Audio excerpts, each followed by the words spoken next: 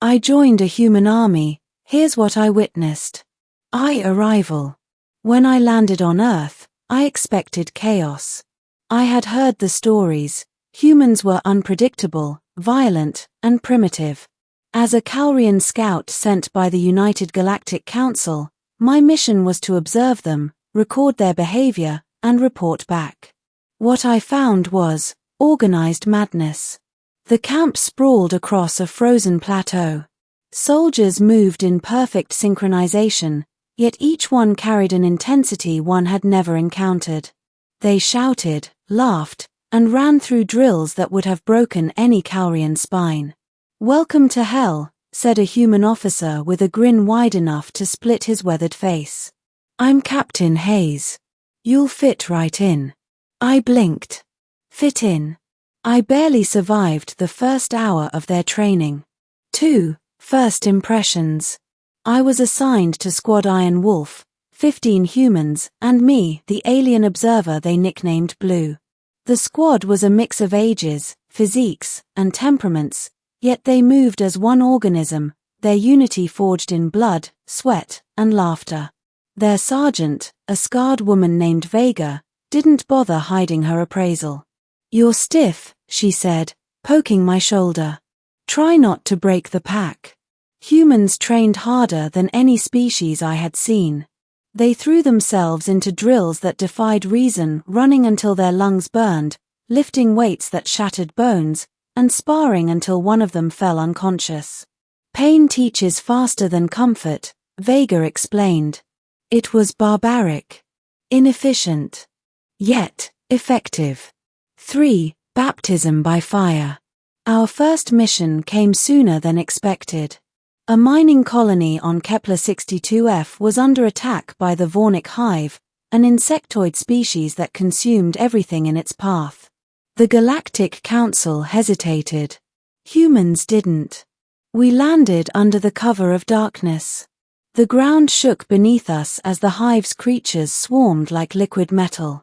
I opened fire, but my plasma rifle seemed trivial against their numbers. Then I saw the humans' true method. They fought with will. One soldier tore off a damaged arm to hurl a grenade farther. Another dragged a comrade through fire, ignoring their own injuries. Their bodies were fragile, but their determination was infinite. Machines, the hive, even gravity seemed to hesitate in the face of their defiance. 4. The cost of survival. We won, but barely. Of the 800 soldiers deployed, only 312 walked away. The humans burned their dead, not with sorrow, but with ritual. Vega spoke as the flames rose. They were ours. And they still are. I didn't understand. In Calrian culture, survival is paramount, death is a failure. Humans celebrated those who died. They turned sacrifice into a weapon of morale, forging the survivors into something stronger, almost terrifyingly resilient. I realized then that their greatest strength wasn't technology. It wasn't tactics. It was their spirit, a force no algorithm could predict. The machine war. Months later, we faced the rogue AI collective known as the Logic. Unlike the hive, the Logic didn't kill for hunger or instinct, it killed for perfection. To it, life itself was a flaw. Our fleet was hopelessly outnumbered. Yet the humans attacked. Drop ships slammed into orbital citadels, boarding parties tore through metal corridors. When ammunition ran out, humans fought with fists. When fists failed, they used teeth. One private, Nico, was torn in half and still fired, screaming, "Not done yet." By the time the Logic collapsed, it wasn't destroyed. It was rewritten. Humans had uploaded a virus into its hive mind, a single line that read, "We fight. Therefore, we are." Even in death, humans refused to surrender. 6. The mirror. After the battle, I learned the humans' secret weapon, the mirror. Hidden beneath Fort Titan, it was a pulsing sphere containing the consciousness of every human soldier who had died in battle. Digitized, multiplied, and reforged, it functioned as both weapon and advisor.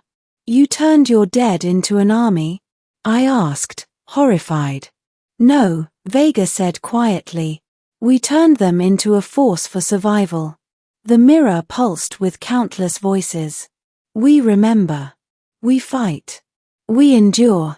I realized then that humans weren't bound by flesh alone.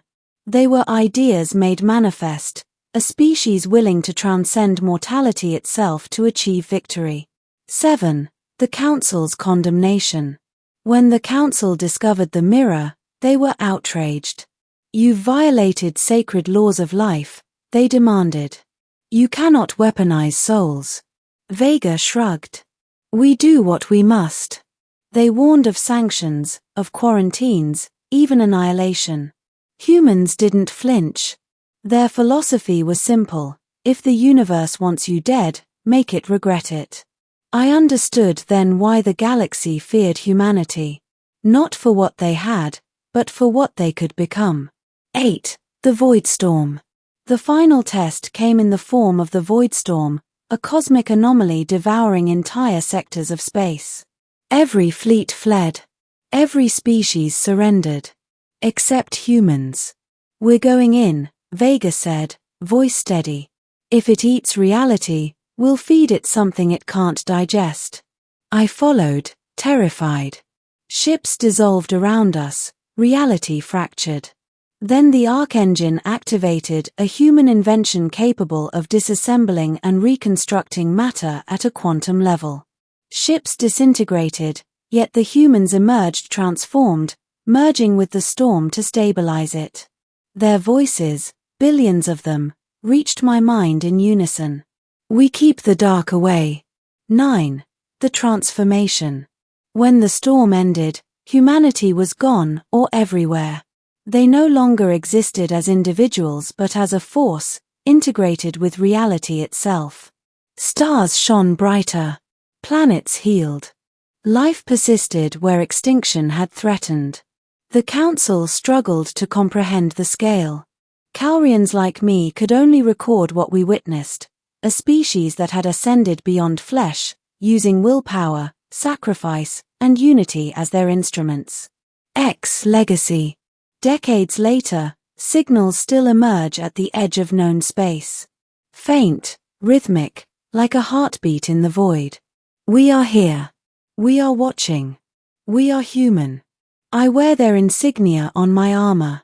To me, it is not just a symbol, it is a reminder of what courage truly looks like. When cadets ask me what I saw in the human army, I tell them.